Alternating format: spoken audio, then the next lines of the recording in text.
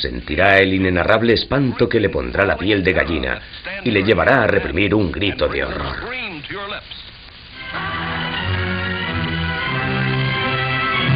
La momia.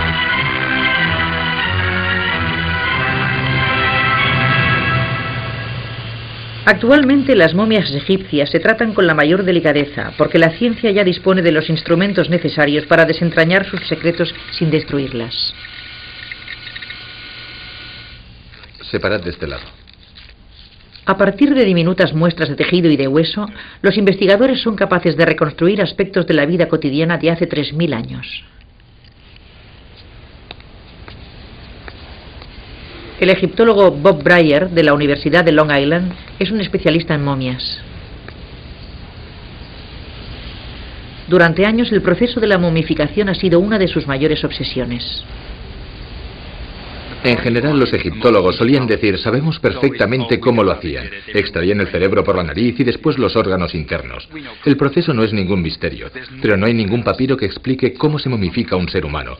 Los egipcios no dejaron instrucciones escritas. Era un secreto. Probablemente era el secreto de los embalsamadores. En torno al año 450 a.C., el historiador griego Heródoto registró una breve descripción, pero para Breyer no era suficiente. Empecé por representarme el proceso mentalmente, tratando de imaginar exactamente lo que sucedía. Pero finalmente comprendí que la única forma de averiguarlo era hacerlo yo mismo. En 1994, Breyer se dispuso a realizar la primera momificación a la manera egipcia de los últimos 2000 años. Viajó al Cairo para conseguir las sustancias mencionadas por Heródoto, en particular el incienso y la mirra.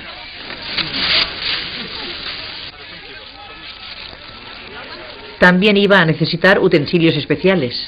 Tuvimos que encargar réplicas de todos los útiles que, en nuestra opinión, empleaban los embalsamadores. Por ejemplo, una daga de obsidiana, fabricada por algún artesano del suroeste, conocedor de la técnica. Un orfebre fabricó para nosotros los instrumentos de bronce que usaban los antiguos egipcios. Nunca se había hecho algo así desde la época de Sneferu. Consultando antiguos dibujos, Breyer diseñó una mesa de embalsamamiento para trabajar en el cadáver y drenar los fluidos corporales. Puede que esto sea bueno para los muertos, pero para los vivos es una tortura. En colaboración con su colega Ronald Wade, en la Facultad de Medicina de la Universidad de Maryland, Breyer se dispone a momificar el cadáver de un hombre que ha donado su cuerpo a la ciencia. Nos llevamos unas cuantas sorpresas durante el proceso de momificación. La primera al trabajar con el cerebro.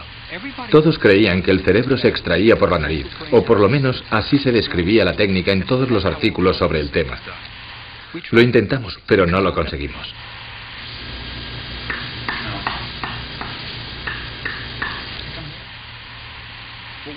Fue entonces cuando nos dimos cuenta de que los antiguos egipcios insertaban un gancho largo y lo agitaban como si estuviesen batiendo nata. De esa forma reducían el cerebro a un líquido espeso con una consistencia de leche merengada. Después ponían el cadáver cabeza abajo y el cerebro se escurría por la nariz. Así es como lo hacían.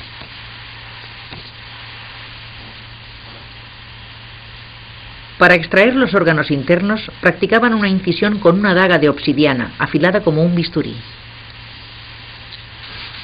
Luego cubrían el cuerpo con más de 1 centenar de kilos de natrón, una sal que se encuentra en la naturaleza y que Breyer consiguió en Egipto.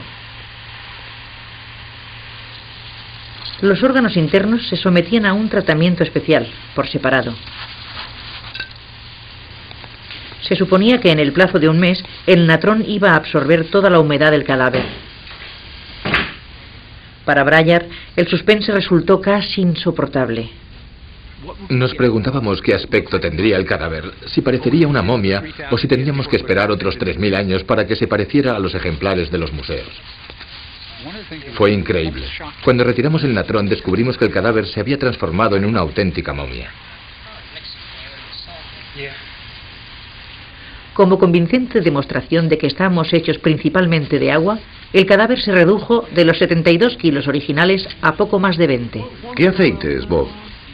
5 tipos: incienso, mirra, de palma, de loto y de cedro. Son los 5 que he conseguido. Después de untar el cadáver con los aceites que los egipcios consideraban sagrados, Breyer comenzó a envolver la momia. Así, apretado. Para reproducir hasta los más mínimos detalles, utilizó más de 100 metros de vendas de lino, en las que inscribió una serie de encantamientos egipcios.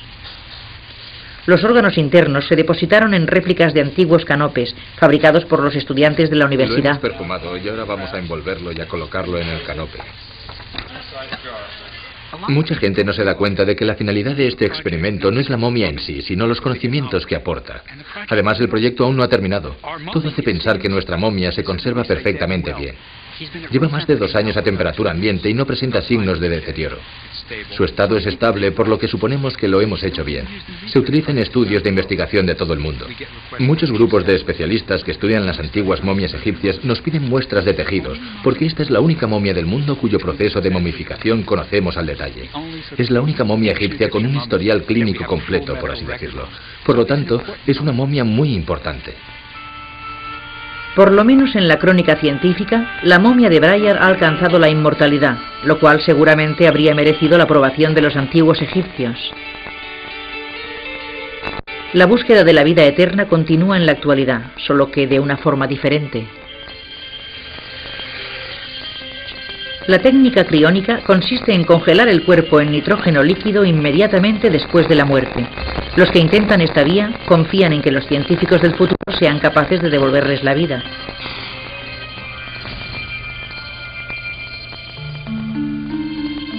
Pero la triste verdad es que el cuerpo humano, constituido por 2/3 de agua y unas cuantas sustancias químicas básicas, no está hecho para durar.